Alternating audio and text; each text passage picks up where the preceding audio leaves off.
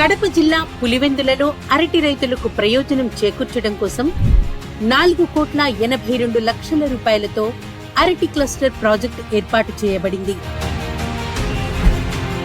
కడప, అనంతపురం జిల్లాల్లో అరటిని విస్తారంగా సాగు చేస్తున్నారు.